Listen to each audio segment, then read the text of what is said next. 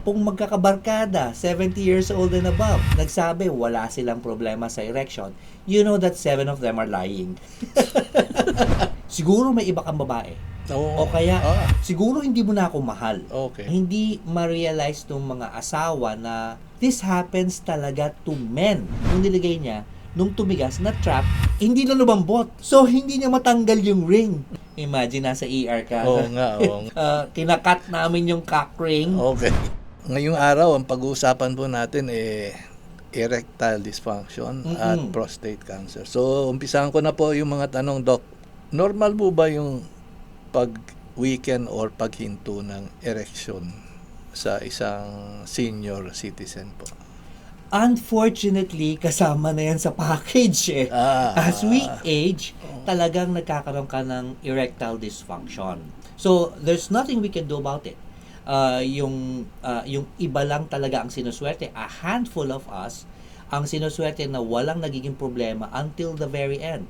Pero majority, talagang magkakaroon ka ng problema. Whether you like it or not. When does it begin? I mean, meron po bang symptoms that will tell you na, uy, papunta na ako dun? Yung iba, a handful of us, beginning 40s, nagkakaroon na. Doesn't necessarily mean na you cannot perform. Kasi kung if we were to be scientific about our description, ano ba ang erectile dysfunction? It is the inability to attain and or maintain an erection enough for penetration and ejaculation. So, kailangan magkaroon ka ng erection. Number 2, kailangan ma-sustain mo. Tapos, number 3, dapat enough yung tigas niya para makapenetrate ka ng partner and kailangan matapos mo. So, yun yung mga requirements.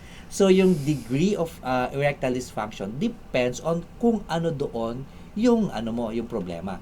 So, po pwedeng halimbawa, kaya mo naman mag-penetrate pero hindi mo kayang matapos. Considered yon, pwede ma-consider yon as yung mild form of erectile dysfunction. Usually ito nangyayari talaga as early as 40s. Every decade, dumadami yan. Na kaya when you are like on your 70s, it's a good 60-70% ng lalaki meron ng problema talaga. So kung halimbawa, 10 magkakabarkada, 70 years old and above, nagsabi wala silang problema sa erection, you know that 7 of them are lying. Okay. 40s, you mean that's when it begins to happen? Yes, definitely magkakaroon ng mga changes. Yeah. No, not necessarily as bad, pero yung mga konting noticeable differences, not as hard, and sometimes you fail, tapos minsan kailangan mo ng talagang matinding concentration for you to actually perform. What do you do when pag may symptoms na gano'n, Doc?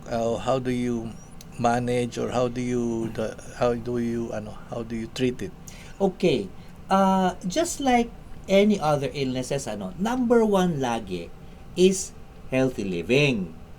Ngayon, if you're a smoker, shout out doon sa mga smoker. This is a shout out na not in a good way. This is a shout out to tell you to please stop smoking. Kasi number 1, yan talaga, mood killer when it comes to erectile function. Okay? And then of course, mga medyo on the obese side, yan, medyo talagang healthy living. Enough rest. 6 to 8 hours of sleep. And of course, it cannot be overemphasized. Medyo laylo ka sa mga stressful events sa buhay mo. So, yon kasi ang mga gamot is a quick fix. Pero of course, hindi naman po pwedeng puro gamot lang eh. Lifestyle change, very important yan. You're talking about medicines that some people really take, no? Yeah. To help them perform. There are many of those seniors who have illnesses. Ano nga tawag doon, Doc? Mga heart problems. Heart problem. So they take meds. May impact ba ito sa ED? Merong mga gamot that can worsen or promote erectile dysfunction. Kung yung mga sa gamot sa puso, Like, especially yung mga beta blockers. Oh. No? If you are taking beta blockers, it can worsen yung ED. And then of course, kung nagtitake ka ng yung mga antipsychotics, anti-epileptic, yung mga drugs na can calm you down can possibly cause yung erectile dysfunction. So yung mga psychiatric drugs, yan. So mga antidepressive depression drugs. Yan. It can really mess up with your erection. And yung alcohol, actually alcohol works both ways, no? Pag if you have enough alcohol, pwede. It can enhance performance. Enough. Oo, enough. Ilang baso yan? Depende. Di ba? Ilang Depende glass of sa wine? tolerance. Di ba? Okay. Oo, depende sa tolerance ng tao yan. But if you drink too much, inutil ka na eh. Hindi ka nga makafunction ng maayos. Yes. Yung iba, feeling nila, hindi, mas ganado ako pag naka-alcohol ako, where in reality, nung bata sila siguro. As you age, no, you cannot do that anymore kasi it becomes now yung relaxant kasi we need yung parang yung our mental stimulation before we get stimulated. Kung naluto na ng alcohol ang utak mo, you can hardly function. How can you possibly function in bed? Yun yung mga dun sa mga medications na can affect. And of course, if you're diabetic, you're categorized in a totally different category altogether.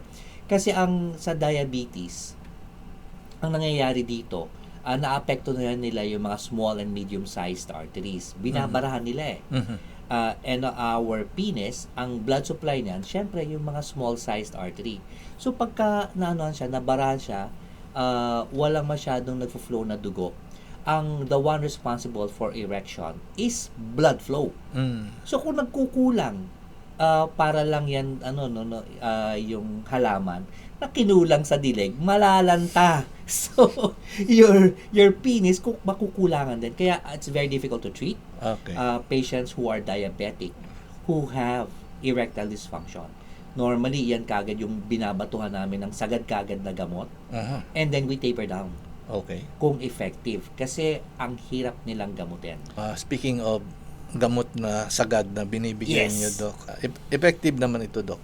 Okay. Oo. Yeah. Ang ginagawa ng gamot na ito, minemaintain niya yung nitrous oxide sa katawan natin, which is responsible for dilatation ng mga blood vessels. Yung pag nag-dilate ang blood vessels mo, dumadaloy ngayon ng maraming dugo sa penis, which will promote erection. So ang ginagawa nila, minemaintain nila yon sa katawan para parating magkaroon ng erection. So yes, they are very effective. Depende na, marami na tayo sa market niyan, so depende na lang dun sa hiyang. Para lang din yan yung high blood. Kung ano yung hiyang sa yung gamot, yun yung iti-take mo. They are more often they are very effective. Pero unfortunately for some, talagang kung meron ng mas malalim na problema, gaya nga, kung barado na talaga completely yung daluyan ng dugo, no matter what you do, walang doon, walang magfo-flow na dugo. So it's not going to work. No, just to go back to yung barado po, yung small arteries po. Yes. Bakit po, paano po nababarahan yun? Okay. Kasi yung yung mga plaques, ito yung mga for the longest time, this does not happen overnight. Years and years of yung eating yung mga matataba, yung mga karne, yung mga tinatawag natin atheromatous plaques. Nagkakaroon sila ng mga maliliit na mga bara na naglo-lodge doon sa mga areas ng natin, buong katawan natin, mga daluyan ng dugo, and sometimes naglo-lodge sila sa sa penis. Okay. Ang kasi doon, if you're diabetic, meron ka na tapos mas malapot pa yung dugo mo because of yung sugar. Malapot na nga yung dugo, hindi barado pa yung mga so hirap na hirap mag-flow talaga. Wow, so yung hindi lang pala puso nababarahan, Doc. Yes. Lahat. No? Oo. Hindi ko alam yan. Mm-mm. Yung pala yung kasama pala Yes. yun. My goodness. So Wait. Oo. Kakagulat ka ba? Kagulat, no? Oo. Pati pala yun naapektuhan. Pero one thing, Doc, sinabi niyo 40s eh. Mm-mm. Medyo bata pa yung 40s. Yes. Oo. Paano, bakit po ganun? I mean, is it something physical na... Kaya nga we advocate yung mga clean living. Mm, Kasi years and years of abuse to your body, sisingil yan eh. okay. One way or another. And sometimes, mas maagang sumingil. If you get your illnesses, ano ba, maaga ka nagkaroon ng high blood. Maaga ka nagkaroon ng diabetes. So, yung effect nito, mas mabilis mangyari sa katawan mo. And of course, yung stress doesn't really help at all. So, yung mga type A personality, na alam mong very stressful ang buhay, this adds up. But I have to tell you talagang this is a small percentage of people. Hindi naman to napakarami. But it does affect. When you talk about dami na merong problemang ED, Mhm. anong age group po ito? Okay, yung noticeable na population, 60s. 60s. 60s, more than 50%. Meron yan. Okay. And then of course, every decade, dumadami. Pagka 80s, more than 90. Like, 95%, meron ng problema. 2 thumbs up kay Robert De Niro for fathering a child at 80. 82 ba? Or something like that. Ano kaya ginawa niya? Ano kaya? Well, I would for sure mistaking the pill. The pill. Pero at least ang maganda, nag-work sa kanya yung pill. I think, I'm not saying that I know. It doesn't work for everybody. Everybody know. As you grow older, the chance of it being effective is lesser. Doc, one way daw of, helping you perform kahit na you're at that particular age is yung exercise, yung pelvic, totoo ba? Okay. Oo. Yung mga exercises. Yes. Oo. Yeah. Kasi ito, ang sa akin naman, yung erection kasi, there is that mental, rin yan part. No? So, kung halimbawa, you feel like it does help you, why not? Pero yung pelvic exercises kasi will help you with control of urination. hindi yung control of erection. Okay. Pero if it gives you that satisfaction that it does work for you, kasi importante yun. It's very important na you believe that it's happening. Kasi it gives you that euphoria that you can perform, and to a certain degree, it will happen. Ito, Doc, naman, siyempre may partner ka naman, Doc, di ba? Mm-hmm. So, how can one's partner help? Oh, yeah, I'm really glad you asked that question. Kasi for some, women, no? Pasintabi na lang, I know a lot are guilty of this. Ang una kagad tinatanong, pinagdududahan kagad yung asawa. Okay? Na sinasabi na, siguro may iba kang babae. Oo. O kaya, siguro hindi mo na ako mahal. Okay. Bakit hindi ka na, bata ka pa? Oo. Now, this gives the partner yung parang, self-doubt and yung emotional issues that can actually worsen the situation. Okay. Hindi ma-realize ng mga asawa na, teka, this happens talaga to men. At any age. Huwag natin pagbintangan na hindi na kayo mahal. It's not true. Or merong iba, hindi. They're just shy to admit na meron silang problema. Yung emotional struggle ng lalaki ang nagkakaroon ng problema. Kaya tinatanong ko yan if you have your alone time, parang bakit matagal ka masyado sa banyo, wala ka namang ginagawa. Right? If you have your alone time, do you have problems ejaculating? Okay.